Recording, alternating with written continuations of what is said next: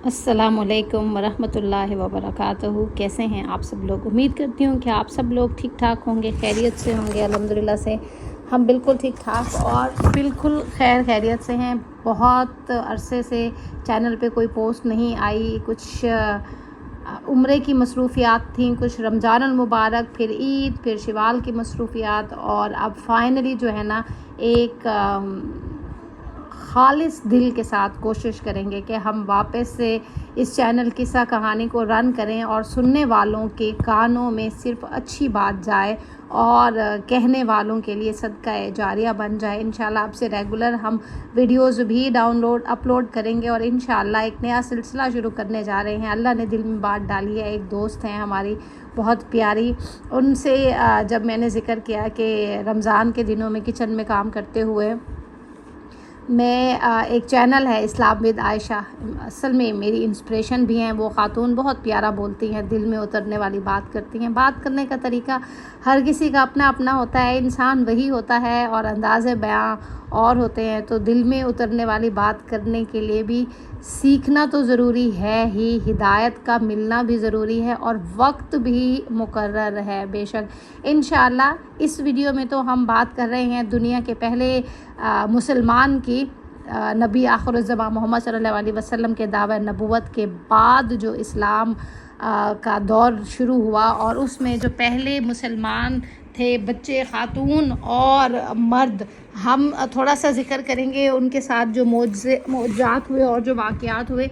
लेकिन इसके बाद से इंशाल्लाह खुशखबरी ये है कि एक दोस्त से जब मैंने कहा कि ये सुनिए, तो उन्होंने कहा कि हमें तो आपकी बात समझ आती है, तो हम कोशिश करते हैं कि हम फिर बात समझाएं और इंशाल्लाह कुरान सीखने का जो मरहला है वो शुरू होगा इंशाल्लाह अगली वीडियो में। आज की वीडियो में हम बात कर रहे हैं अल्लाह के प्यारे नबी मोहम्मद मुस्तफ़ा सल्लल्लाहु अलैहि वसल्लम के सबसे करीबी साथी हज़रत अबू बकर रज़ी अल्लाह ताला अन्हा। हज़रत अबू बकर रज़ी अल्लाह ताला अन्हा को शर्फ़ हासिल है कि रसूलुल्लाह सल्लल्लाहु अलैहि वसल्लम की ज़िंदगी में उनकी वफ़ात से पहले 17 नमाज़ें पढ़ाईं।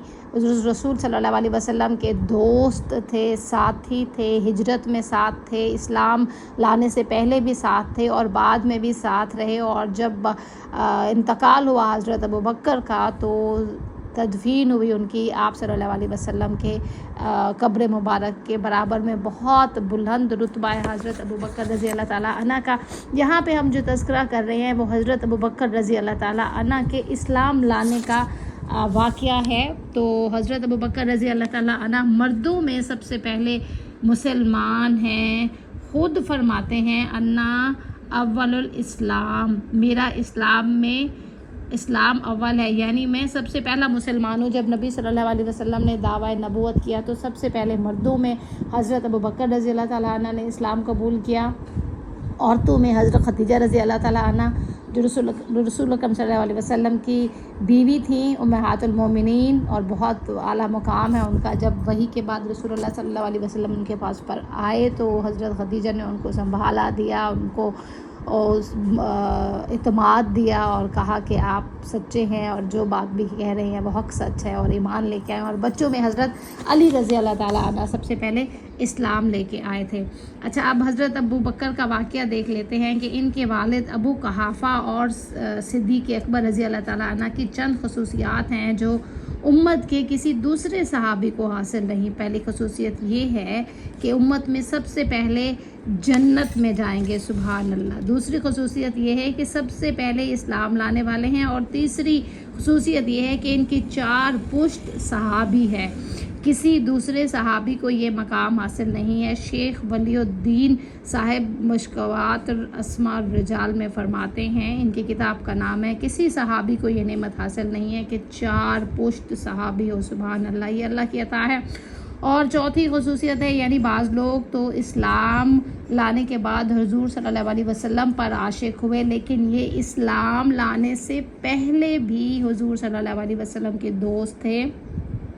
ये अल कमाल फ़िल अस्मा और रिजाल की इबारत है जो नकल की है मुसन्निफ़ ने। हज़रत अबू बकर रज़ी अल्लाह ताला अन्हु के इस्लाम लाने के इंतज़ामात पहले ही आसमानों में हो चुके थे। रिवायत है कि शाम में उन्होंने एक ख्वाब देखा था जिसको उन्होंने एक नसरानी यानी एक عیسائی پادری سے بیان کیا تھا۔ عیسائی پادری جو ہیں وہ اس وقت جو موجود تھے، جو سچ مچ میں عالم تھے تورات کے اور بہت کھڑے تھے، انہوں نے رسول اکرم صلی اللہ علیہ وسلم کو جب دیکھا یا سنا تو اشارے ملائے اور تصدیق کرتے چلے گئے آپ صلی اللہ علیہ وسلم کے نبی آخر الزماں ہونے کی۔ خواب میں دیکھا، اس کی تعبیر بتاؤ۔ اس وقت نبی کریم صلی اللہ علیہ وسلم نے نبوت کا اعلان نہیں فرمایا تھا۔ نصرانی پادری نے خواب سن کر کہا، اس کی تعبیر یہ ہے کہ آپ کے مکہ شریف میں ایک نبی پیدا ہوں گے، ان کی حیات میں آپ ان کے وزیر ہوں گے اور ان کی وفات کے بعد ان کے خلیفہ ہوں گے۔ یہ وہ پادری بشارت دے رہا ہے عیسائی۔ جب حضور اکرم صلی اللہ علیہ وسلم نے اعلان نبوت فرمایا تو حضرت ابوبکر صدیق رضی اللہ تعالیٰ عنہ نے جا کر عرض کیا کہ ما دلیل علی ما تدعی، یعنی جس چیز کا آپ دعویٰ کر رہے ہیں اس کی دلیل کیا ہے۔ حضرت ابوبکر نے جا کے سوال کیا تھا رسول اکرم صلی اللہ علیہ وسلم سے کہ جس چیز کا آپ دعویٰ فرماتے ہیں یعنی نبوت کا، تو آپ کے پاس اس دعوے کی دلیل کیا ہے۔ اچھا، یہ بڑی جرأت ہے کہ انہوں نے جا کے یہ سوال کیا۔ تو اس پہ علامہ جلال الدین سیوطی رحمۃ اللہ علیہ السلام اس روایت کو محاسس کبریٰ جلد اول میں بیان فرماتے ہیں کہ حضرت ابوبکر رضی اللہ تعالیٰ عنہ نے اپنے ملک شام والے خواب کا زندگی بھر کسی سے تذکرہ نہیں کیا تھا، یعنی کہ نبی کریم سے بھی نہیں کیا تھا، اور آپ صلی اللہ علیہ وسلم نے فرمایا الدلیل علی ما ادعی رؤیاک التی رأیتہا بالشام، یعنی کہ میری نبوت کی دلیل تمہارا وہ خواب ہے جو تم نے ملک شام میں دیکھا تھا۔ کیا رتبہ ہے حضرت ابوبکر رضی اللہ تعالیٰ عنہ کا کہ انہوں نے خواب دیکھا، اس خواب کی تعبیر میں نبی صلی اللہ علیہ وسلم کا دعویٰ نبوت ہے، اور اس خواب کا ذکر نہ کرنے کے باوجود نبی کریم صلی اللہ علیہ وسلم کو وہ خواب معلوم ہے۔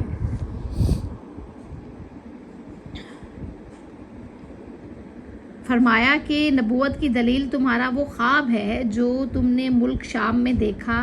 بس اتنا سنتے ہی سمجھ گئے کہ یہ سچے نبی ہیں، کیونکہ جانتے تھے کہ میں نے کائنات میں کسی سے بھی خواب نہیں بیان کیا، لہٰذا ان کو اللہ تعالیٰ نے وحی الہی سے اطلاع فرمائی ہے کہ وہ خواب میں نے دیکھا ہے۔ چنانچہ حضرت ابوبکر رضی اللہ تعالیٰ عنہ نے مارے خوشی کے حضور صلی اللہ علیہ وسلم سے معانقہ کیا اور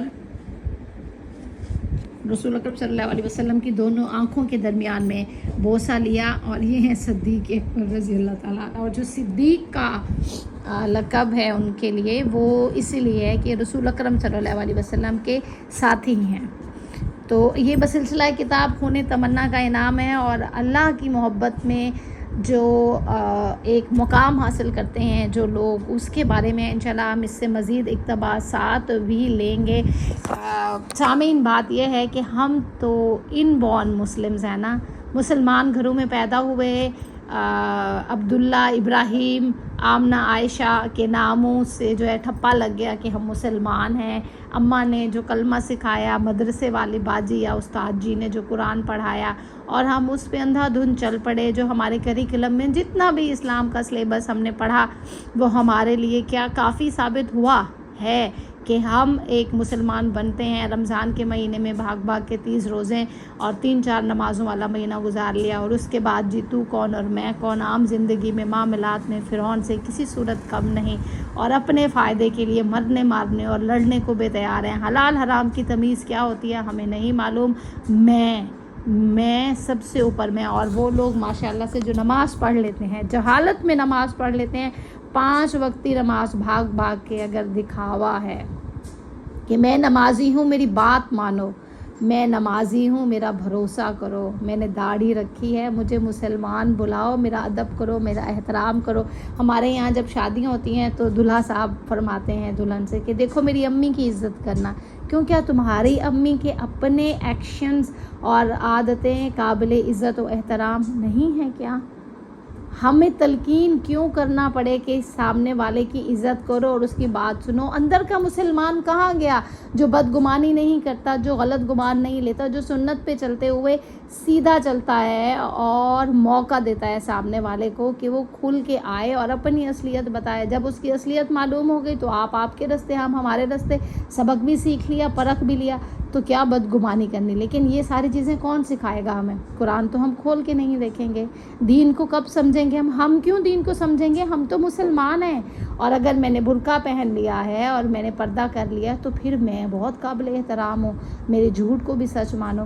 اس مسلمانیت سے اللہ ہم سب کو بچائے۔ کوشش کریں کہ سیکھیں، پڑھیں، سمجھیں۔ آپ کسی بھی ریلیجن میں رہ رہے ہیں، اپنے ریلیجن کو بھی پڑھیں، اور اسلام کو تو آپ ضرور پڑھیں تاکہ پھر آپ اپنے ریلیجن پہ اور پکے ہو جائیں اور آپ کو پتہ چل جائے کہ آپ کا ریلیجن مکمل ضابطہ حیات ہے یا اسلام۔ انشاءاللہ آنے والے دنوں میں ہم آپ کو قرآن کے ترجمہ اور تفسیر کے ساتھ ملیں گے۔ تب تک کے لیے اجازت دیجیے گا، اپنا خیال رکھیے گا۔ اللہ حافظ۔